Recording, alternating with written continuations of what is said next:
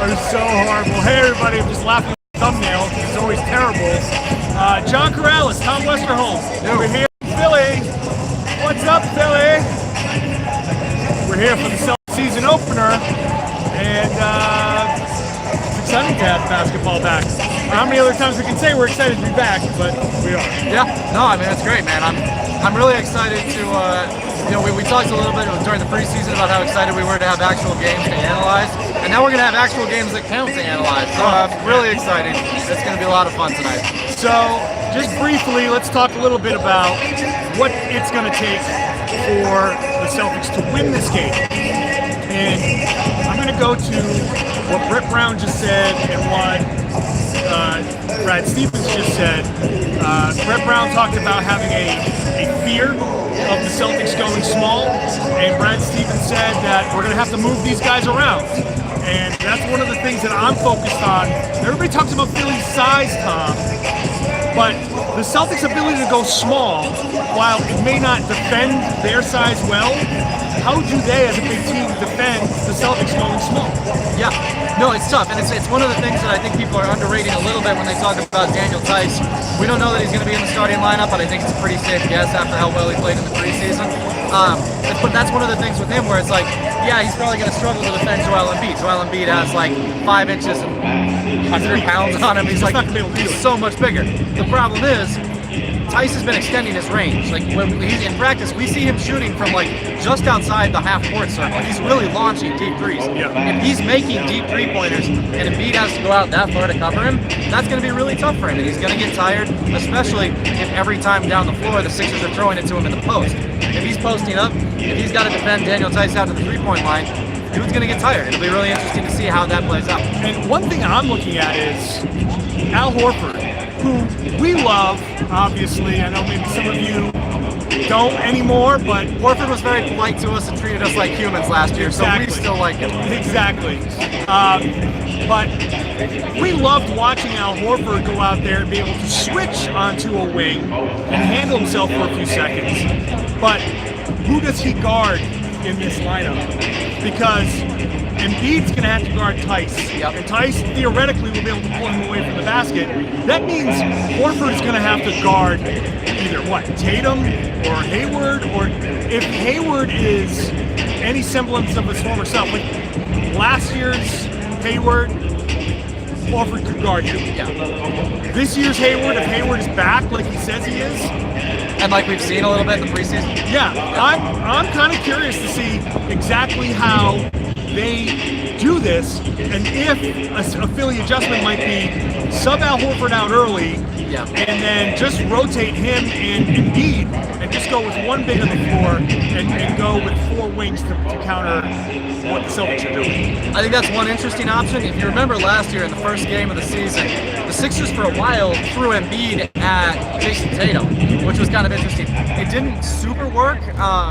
Like Tatum got some buckets on him, but I mean they were tightly contested buckets. But again, this comes back to the thing, like, do you want to wear Embiid down like that? Like if he's guarding a score first, off the bounce wing, who's going to start at the 3-point line, he's going to get tired. So it's really interesting. I mean, Horford might have some problems, Embiid might have some problems. They're both insanely good defenders, but this is a tough matchup for both teams. And I think that's one of the reasons why this game is so fascinating as a season opener.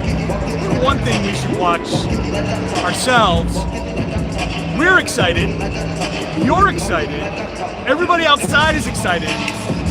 This is game 1 of 82. And both coaches know this. This isn't game 1 of the playoffs. Remember, game 1 last year, Markelle Fultz started, if I recall correctly. He did. So it's very important that while you're excited and we're excited, Brad Stevens emphasized that this is still part of the learning process. They're still gathering data. And we've seen it, this is his 7th season, all 6 years, and this will be the 7th year we see it. Experimentation, try to go and see what works. We might look at each other and go, what is Brad doing? Or what's Brett Brown doing? And so we've got to make sure we check ourselves to say this isn't exactly how the Celtics or the Sixers are going to play for the rest of the season. It's just game one, but it is going to be fascinating. What about the rookies? Expecting, we saw Carson out there working on some long jumpers. Think he's going to Oddly enough. Yeah, no, I think Carson will get some minutes. I think Grant Williams will get some minutes. But I think that this game is going to be about Kemba Walker and Gordon Hayward and the guys who are like projected to be the real difference makers for the Celtics. This is going to be about seeing what they can do against a big Philly team that they might see in the playoffs, that might be one of the contenders in the Eastern Conference, which is where they're trying to get to. This game isn't about the future. This game is about like what the Celtics are trying to be this year. And man, that's fun. Like it's going to be really fun to watch. No more summer league. No more like maybe 3 years down the line this guy's going to be good. No more preseason. Maybe this guy. No, this game is about establishing what the Celtics can realistically hope to see for the first little bit of the season, and that's really something to look forward to. We should. Randy, I believe, asked a pretty interesting comment about if we think that the Sixers would be better off with Jimmy Butler instead of Tobias Harris, and it's a really interesting question because Tobias Harris, better shooter than Jimmy Butler. Jimmy Butler, much better player than Tobias Harris. I think that there's not a whole lot of question about that. I think the Sixers need the shooting more than they need a ball-dominant pick-and-roll guy, as great as Jimmy Butler is. I think that having Tobias Harris is probably better for this specific team. What do you think? I think it's very interesting because one of the things that I and a lot of people have been looking at is who is the closer on this team. Last year in the playoffs, Philly relied on Butler heavily. Now, it could just be that he's so ball dominant that he took that, and it's not that Tobias Harris wasn't willing to do it. It's just that Jimmy Butler did it. Yeah. But it does raise questions about who closes. And one of the Celtics' biggest strengths in the past, when they had Horford especially, has been defending Joel Embiid to a point where he is either tired or ineffective down the stretch, and sagging off of Ben Simmons.